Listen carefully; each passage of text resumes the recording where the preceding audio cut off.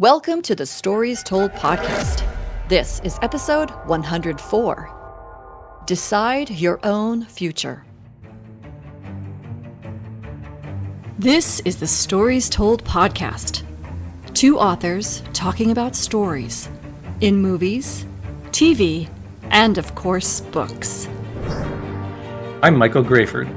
I write action-adventure stories in fantasy and sci-fi worlds, sometimes for younger readers and sometimes for adults. And I try to always inject at least a little bit of humor.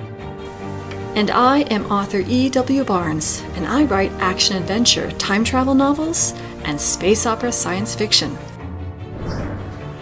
Thousands of years, thousands of worlds. But be forewarned, beyond here, there will be spoilers. Are you ready for the adventure? Let's begin. Welcome back to the Stories Told podcast. I'm author E.W. Barnes, and with me is author Michael Grayford. And today we're talking about the story told in Minority Report. How you doing today, Mike? I'm doing quite well. How are you? I'm doing good, thank you. And what's Excellent. new in your writing world? Writing world, I got notes back from my editor, the second round of notes. Yay. Just going through those. For me, this is kind of like the line edit / proofread phase, with as much as I've gone over it and getting notes from the editor twice. This will be the final edit, I think, and then package it up for the world. So it's getting Awesome. close. Do you have a date that you're planning to have it available to be No, released? A no. release date? I blew by that date a long time ago. So now it's just going to get New- done when it gets done. If people are interested in reading your series, because the first book is out, that's available on Amazon and ebook, and then also paperback in a wide variety of different stores, and they want to start reading your series, so they should start reading the first book now, which is The Golden Scarab of Balahar. Yeah? Yep. And then the next book should be coming out soon. In order to keep up with that, is your newsletter the best place to keep up with when that's going to be available? Yeah, you can you can sign up for my newsletter, or you can follow me on Amazon. That also notifies people when the books come out. For those who are interested in signing up for Mike's newsletter, all you have to do is just go to his webpage, and that link is in the show notes, and then you can sign up for the newsletter. I get his newsletter every month. He's a witty newsletter writer. I enjoy his newsletters. I look forward to them. So sign up for his newsletter. You can do that on his website, and that link is in the show notes. I'm excited for you to get the second book out. That's such a good feeling to get a book out. Yeah. So for me, I'm continuing to move forward on Meridian. I think I'll be able to finish Meridian, I'm hoping by the end of April. That's what it's looking like right now, if I can continue to be on track. Yeah, I'm really excited about that. And I've decided I'm going to utilize, I have the book available to patrons on Patreon, people who subscribe on Patreon. They can read the drafts and as they're being written. But not everybody wants to subscribe. And right now, with the economy being what it is, I can totally understand that. And so I've decided I'm going to use Patreon's new shop feature to make the drafts available to people who just want to buy the draft real fast without it actually having to subscribe for a monthly subscription. So I'm going to be putting that on Patreon, putting the draft of the first book, which is Apsis, the draft of the second book, which is Ecliptic, and the draft of Meridian as I'm writing it, all available through the shop as soon as my cover artist is finished applying the fonts. That's what's being worked on right now. It's just getting the titles, the fonts, choosing the fonts, getting the fonts on there with the titles, etc. So when that's done, those will all be available for folks to purchase. They will be coming from BookFunnel, I've decided, because BookFunnel has this really great way of serving, you know this because I think you've probably used BookFunnel too. People can get the ebook in whatever format they need from BookFunnel. And if they have any problems downloading it, BookFunnel folks are so great about helping and making sure that people are able to read the books. And then that's something I don't have to worry about because I'm not technologically minded in that area. I wouldn't know how to help someone, if they have an older Kindle or a newer Kindle and it's not showing up right, or a different e-reader. The BookFunnel folks know exactly how to do that, and it's quite cool. Yeah, that's good. So what interesting stories have you come across lately in books, movies, and television? Let's see. Nothing sci-fi or fantasy, really. other than I'm still going through Skyward Book 4. I've been watching a TV show called Superstore. Have you seen that? Okay. No. It's a comedy. It's sort of like The Office, kind of, a little bit. It's Okay. not documentary style, but it's kind of that in the sense that it's like you have all these people, with very unique personalities working together, and it's a superstore like a Walmart or a Target or something like that. The store is called Cloud9. It's a fun Cute. show. I'm really enjoying it.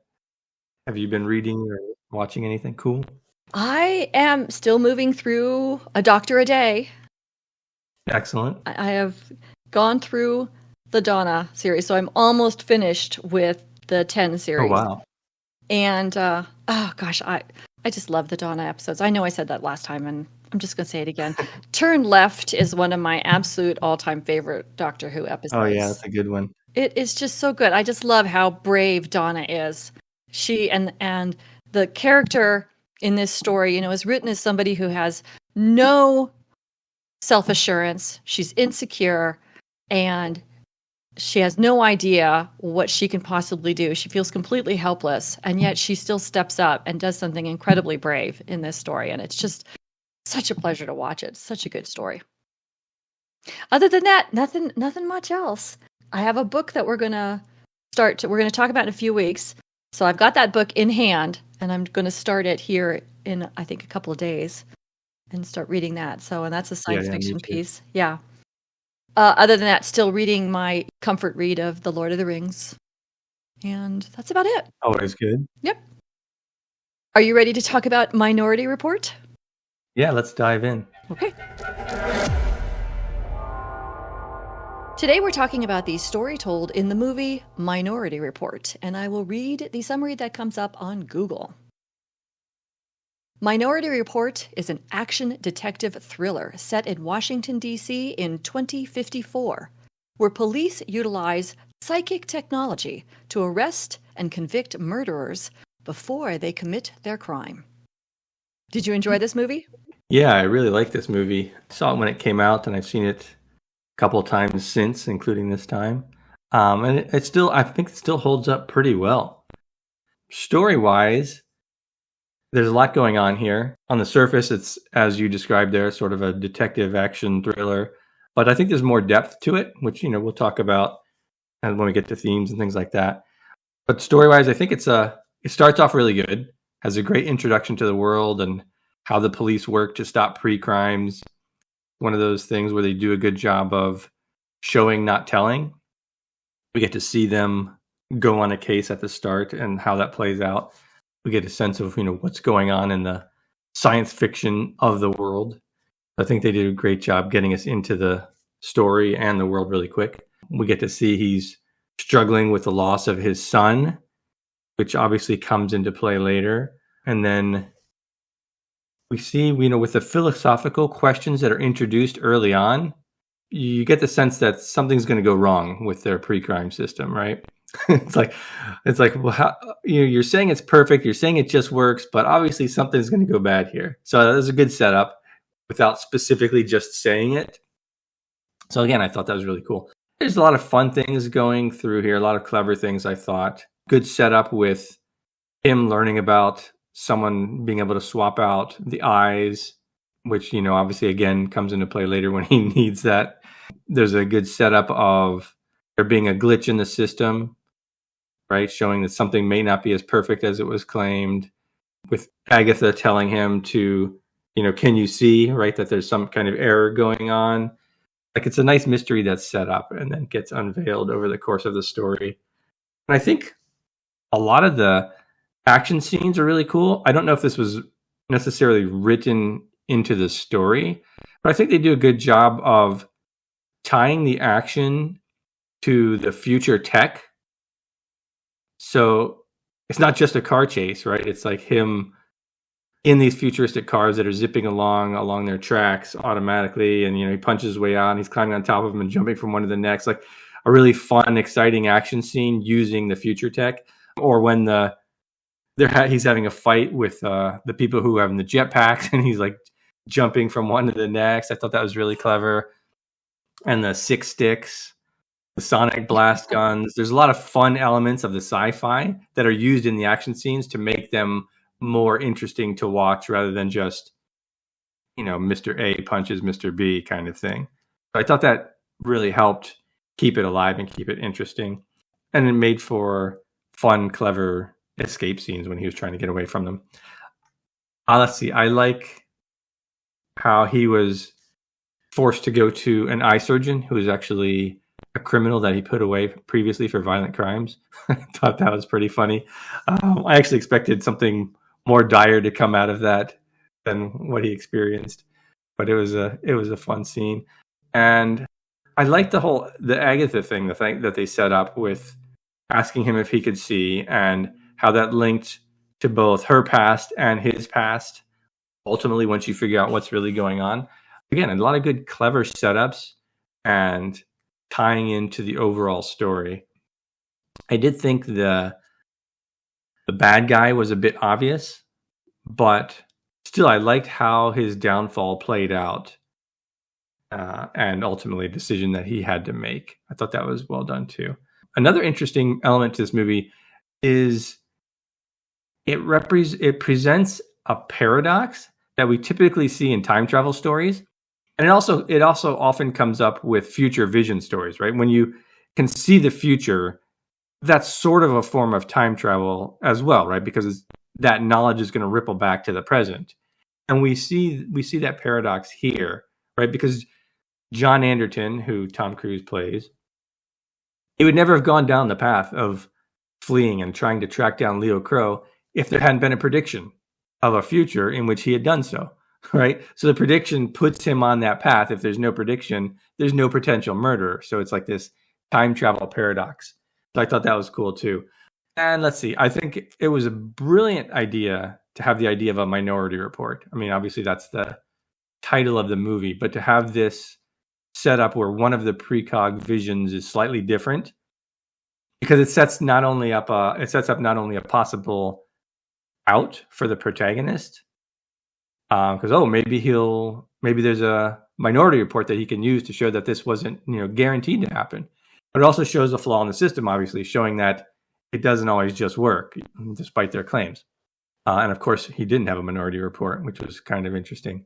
Yeah, the whole idea of this Echo/Minority Report, it's obviously also the means in which the antagonist uses the precog system to literally get away with murder. So I thought it was good. I thought they used that idea well and in various ways and blended them together to a cohesive story that was philosophically interesting and just fun to watch. So yeah, I really like this movie. What do you think? What did you think about it? What do you think about my thoughts, and what do you like? Appreciate your thoughts about the setups and the payoffs, and how the technology in the future was very realistic. It still feels realistic. This movie came out in 2002. And so it's over 20 years old. And the aesthetic of the science fiction, futuristic elements are still really good and still really work and feel realistic. And so that was really enjoyable. However, I'm going to tell you, I really struggled watching this movie. I got up and walked away on several occasions. So we can talk about that a little bit. Yeah. But I will say that I loved the intensity of the beginning. And I agree with you 100% that this was a wonderful example of show, don't tell. We got to see the precog system in action from moment one in the film. It was very intense, very engaging, kind of edge of the seat stuff right at the beginning. And so it kind of really pushed you into the world very quickly. And like I just said, I love the aesthetic of it. I think the feeling of it was amazing. It was a world that was very easy to imagine yourself in. With all the technology that was available at the time, seemed kind of basic and familiar, and yet enhanced with all this really good technology. I also loved the fact that, the title of the story is Minority Report, talks about the Minority Report when one of the precogs disagrees.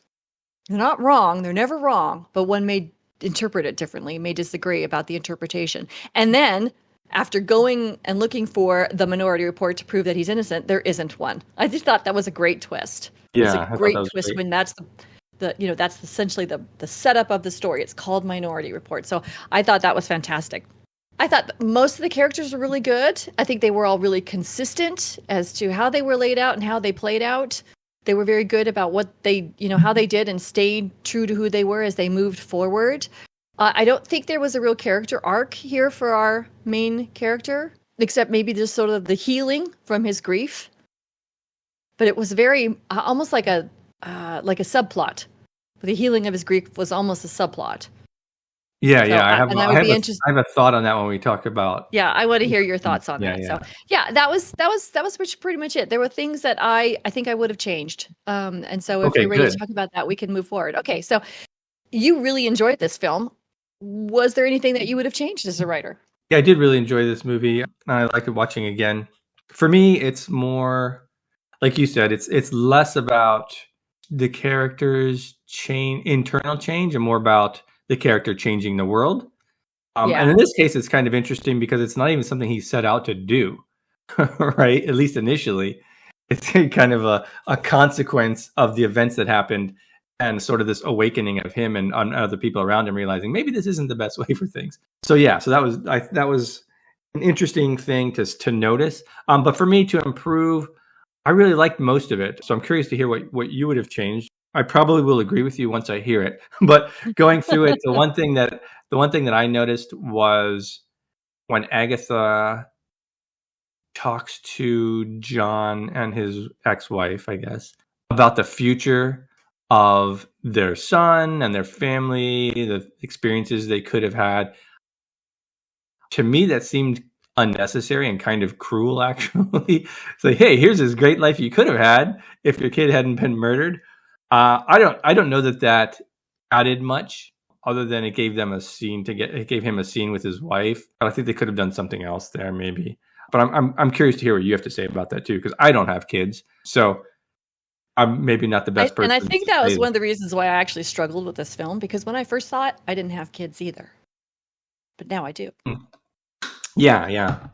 Certainly come at it from a different viewpoint. Yeah. So that's the one thing that stood out. It kind of slowed the pace down a little bit. It seemed a little unnecessarily cruel. It seemed like she was trying to give them a gift, but I don't know that's a gift that would be. Well, and see that, and that was the point. I think the only point where there was any kind of character change, character arc, because for me that was the opportunity for catharsis, and that enabled them to kind of get over it.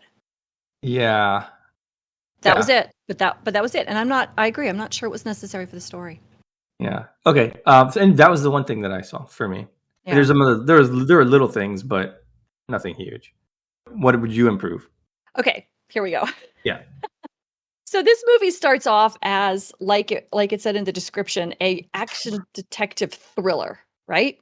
And so it's a thriller, and it actually had this really sort of almost noir feel at the beginning. And it was very sort of focused on crime, focused on the detective piece, focused on, the mystery piece. And then once he was accused of the future crime, a pre-crime, all of a sudden it turned into an action thing. And it was almost Indiana Jones running around and jumping off people's jetpacks. And it lost the intensity of the thriller to me.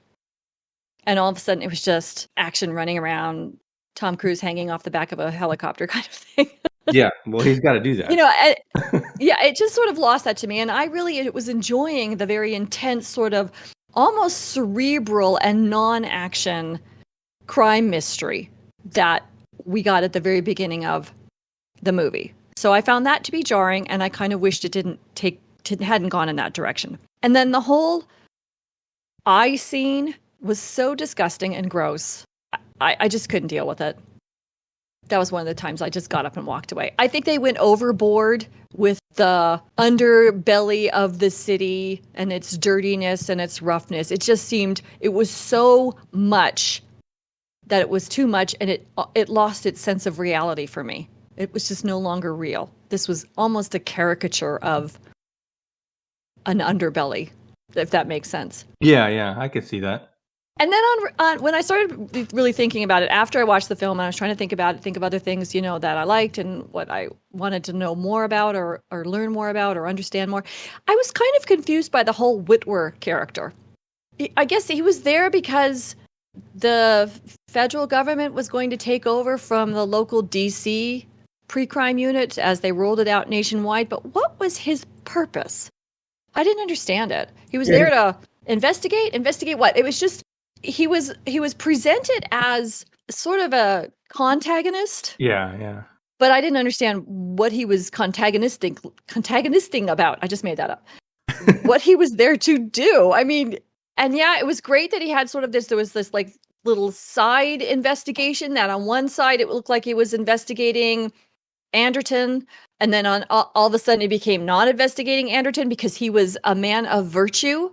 In a way, I think he may have been the best reflection of what I think the theme was, which we'll talk about in just a moment, because he was not about investigating a person. He was about investigating right and wrong. And so he was able to shift gears on that. And that was cool. But the sort of threshold premise of why he was there was confusing to me.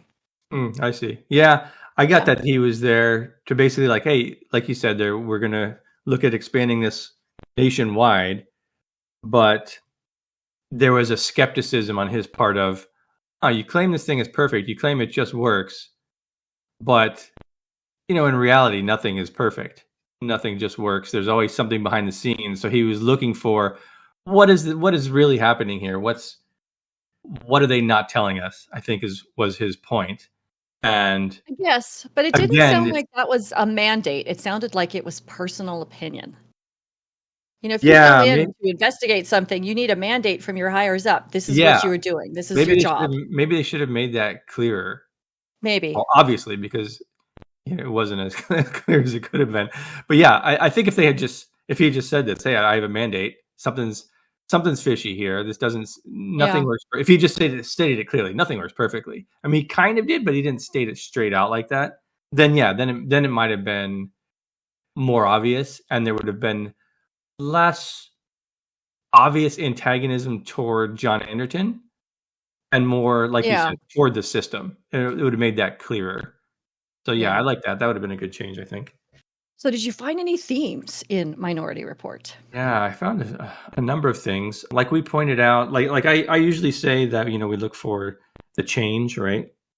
As to what the theme is. Typically in the character, what does the character go through? And that points us toward the theme. And I think there's some of that here, but that's not necessarily the main thing, although I'll mention it later. So for me, like the main theme is sort of it uses a very sci-fi concept to tell us the future is ours to determine, or maybe to make that more specific to this story, you should instinctively push back against anything that threatens to usurp your free will or something like that. Because that kind of is what the Whitwer character was doing and kind of what John Anderton does once they know what's going on. It's like, right, it's like, this isn't the right way to go. So I think that was probably one of the main themes, at least what I got. But there are other questions too. There's an interesting question on morality. This isn't necessarily a theme thing, but I was thinking about it, watching it, right? So they're using these 3 precogs and they're saving lives, but they're essentially torturing those poor precog. Yes. Right? Yes. And I think as a species, we generally don't think we should be harming anybody even if it's to save other people, right? Because you're torturing 3 people, and you can do this sort of ends justify the means thing of, hey, but how many thousands of lives potentially did we save? People aren't dead because of this.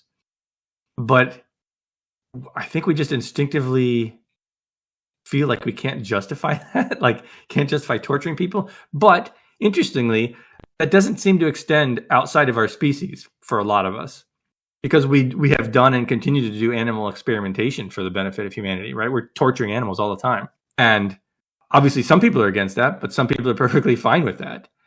And it's an interesting call, like what damage can you do to conscious beings for a supposed greater good? Where is that line? So I don't know that's necessarily a theme of this story, but it's certainly a philosophical concept that comes up. Yeah. To theme that maybe would be you shouldn't harm other people, even if it benefits a great many others. I think generally the sort of Hippocratic oath of do no harm kind of comes into play. So that's one thing. That's another thing. And I think that leads to a different theme of you shouldn't abstract suffering, because it makes it too easy to see it as a mechanical process rather than the potential torturing that it might be. So that's like the theme I get off of that as well. Anyway, going back to like, okay, what does the character learn? What does John Anderton learn from this? And how does that point to a theme? I think maybe here he's become so obsessed with his work at Precime, trying to prevent any catastrophe, like what happened with his son and ultimately broke his marriage apart. But by the end, I think he learns something, that sometimes terrible things happen and trying to prevent any harm creates its own problems. So maybe there's a theme of you can't prevent every problem before it occurs, something like that. If I look at his personal growth, like you said, that's almost subplotty really in this story. That's not the main thing. I think the main thing is more about the future being ours to determine and pushing back against threatening of free will, things like that. Anyway, I've rambled. What themes do you take away from this?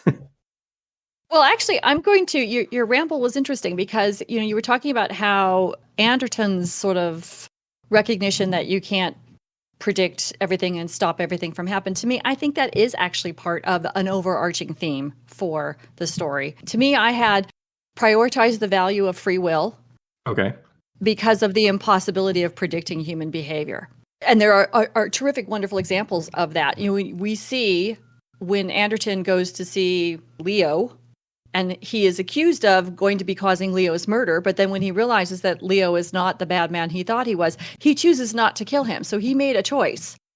And therefore, his behavior was not predictable. Now, whether the precogs, saw him killing or actually just saw the death, because Leo essentially killed himself using Anderton's gun, that's hard to say. Then there's the interpretation question. Did they interpret it as a murder? How was that interpreted, right? But actually, it was interpreted as a murder because they had the little balls. Yeah. So they he did change the future by behaving differently. They weren't able to predict his behavior. The same goes to the question of Agatha's mother. This whole thing was, circled the story of Agatha's mother's murder because they thought she was going to remain a junkie for the rest of her life, and she cleaned up and wanted her kid back. Right. They were unable to predict her behavior. Yeah. Because she took her free will and made a choice that changed her trajectory. And as you point out, these precogs didn't get to exercise their free will to choose whether they were going to be precogs or not. So I think that is a huge theme throughout. And the interweaving of the free will and the impossibility of predicting human behavior is really important. So that's kind of what I pulled from it. Yeah, that makes sense. It's interesting in the world of this movie. It's almost like the people don't have free will unless they know about what's going to happen, and then they can change it. Because that's something that Agatha said, right? It's like, now that now that I've given you this information, you can decide, you can change what it is. Like, if they hadn't told you about that, you would be on this path where you're going to kill this guy.